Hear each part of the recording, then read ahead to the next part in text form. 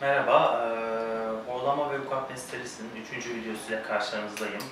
İlk videoda horlama nedir, uyku apnesi nedir, arasındaki farklar nelerdir, tanısı nasıl konulur gibi konulardan bahsetmiştik. İkinci videoda ise çocuklarda uyku apnesi ve tedavisine değinmiştik. Bu üçüncü videoda ise yetişkinde uyku apnesi ve horlamanın tedavisinden bahsedeceğim. Horlama ve uyku apnesi arasındaki farklardan daha önce birçok defa bahsettim. Ama yine kısaca bahsedeceğim. Horlama bir sosyal sorundur. Uyku apnesi ise bir hastalıktır. Bu yüzden basit horlamanın tedavisinde uyku apnesinde olduğu kadar radikal davranmayız. Basit horlamanın tedavisinde hastaya öncelikle hayat tarzı değişiklikleri öneririz. Hastanın kilo vermesi, sigara, alkol, yaş alışkanlıklarını değiştirmesi, uyku hijyeni dediğimiz hastanın yatma pozisyonu, yatma saatleri, uyuma saatleri gibi faktörlerin değiştirilmesi, hastanın düzenli spor yapması gibi konuları hastaya öneririz. Bundan sonra hastanın değerlendirmesine burnundan başlarız. Hastanın burnunda herhangi bir eğrilik var mı? Nazal valv dediğimiz burun açısında herhangi bir daralma var mı? Alerjik rinti var mı? Konka dediğimiz burun etlerinde bir büyümesi var mı? Nazal polibi veya burun içinde dolduran başka kitlesi var mı? Onları kontrol ederiz. Ardından hastanın yumuşak damak yapısını, bademcik yapısını ve bademciklerin içine oturduğu yuvaların yapısını kontrol ederiz. Yumuşak damakta bir sarkıklık olması, bademciklerin büyük olması, bademciklerin içine oturduğu yuvanın ağzının arkasını kapatması var mı yok mu bunlara bakarız. Daha sonra endoskopla burunun arkasından yumuşak damağın arkasını kontrol ederiz. Bu yumuşak damak daraltıyorsa ne tarzda daraltıyor? Yumuşak damakla dil kökünün ilişkisi ne? Bunları kontrol ederiz.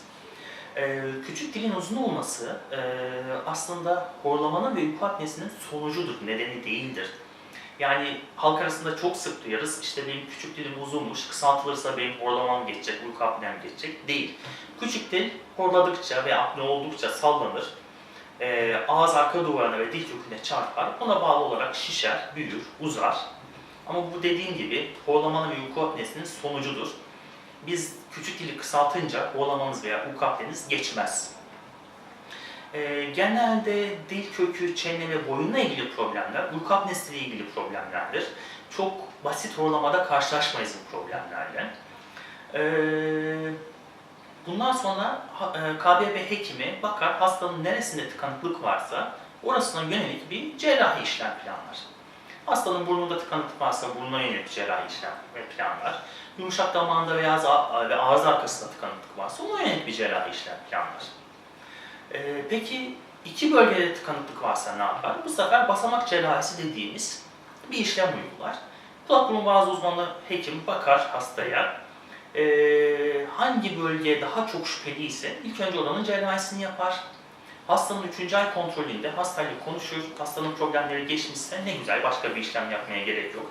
Ama hastanın problemleri geçmediyse hastaya 3 ay sonra ikinci bir işlem planlanır. Örnek vereyim. Diyelim ki hem hastanın burnunda eğrilik var hem yumuşak damağında sarkıklık var.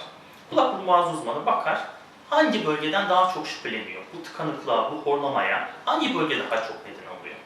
Bunu değerlendirir. Diyelim ki ilk önce yumuşak damaktan şüphelendi. İlk önce yumuşak damağa yönelik cerrahisini yapar. Hastanın 3. ay kontrolünde hastayla konuşulur. Hastanın bulguları nelerdi, semptomları nelerdi, burada bir geçme oldu mu, gerileme oldu mu konuşulur. Eğer geçme ve gerileme olduysa eksik tedavi önerilmez. Ama geçme veya gerileme olmadıysa bu sefer buruna yönelik bir cerrahi tedavi uygulanır. Nedir bu yumuşak damak cerrahileri? Yumuşak damağı aslında videolara baktığınız zaman, kitaplara baktığınız zaman, literatüre baktığınız zaman yumuşak damağa yönelik yapılan birçok cerrahi işlem görürsünüz. Onlarca. Benim en çok tercih ettiğim yöntem, Türkiye'de ilk defa benim Nisan 2017'de yaptığım Barb Stitch anterior patoplasti dediğimiz bir ameliyattır. Bu bademciklerin alınıp, bademciklerin içine oturduğu yuvanın ve yumuşak damağın yukarı ve öne doğru asılması işlemidir. Yumuşak damak ameliyatlarında ben en çok bunu tercih ediyorum. Uyku apnesine geldiğimiz zaman uyku apnesine daha radikal davranırız. Çünkü uyku apnesi dediğim gibi bir hastalıktır. Tabii hayat tarzı değişikliklerini öneririz ama uyku apnesi hastasına bu yeterli gelmez. Mutlaka ekstra bir tedavi daha planlamalıyız hayat tarzı değişikliğinin yanında. Nedir bu ekstra tedaviler? Uyku apnesi hastasına öncelikli olarak biz CPAP dediğimiz burun maskesini öneririz. CPAP'ın başarı oranı %90-%95'tir. Hastanın burnuna veya ağzını burnunu kapayacak şekilde taktığı bir maskedir. Bu maske yaklaşık evde bulunan ev telefonlarının yaklaşık 2 katı büyüklüğündedir bu alet. Böyle maske ile alet arasında bir kordon vardır. Hasta uyurken bunu takar. Ama maalesef Türkiye'de bu CPAP kullanma oranı, uyum oranı %50'dir. Yani hastaların %50'si CPAP'ı kullanmamakta veya kullanamamaktadır. İşte bu CPAP'ı kullanmayan ve kullanamayan hastalara biz cerrahi tedaviler uygulamaktayız. Fakat maalesef bu cerrahi tedavilerin başarısı %80'lerdedir. CPAP kadar %90-%95 değildir. Bizim hastaya öncelikle CPAP önermemizin nedeni de budur. Hangi cerrahi tedaviler uygularız uyku apnesinde? Öncelikle şunu belirtmem lazım ki uyku apnesinin burunla bir ilgisi yoktur. Horlamanın burunla ilgisi olabilir ama uyku apnesinin burunla bir ilgisi yoktur.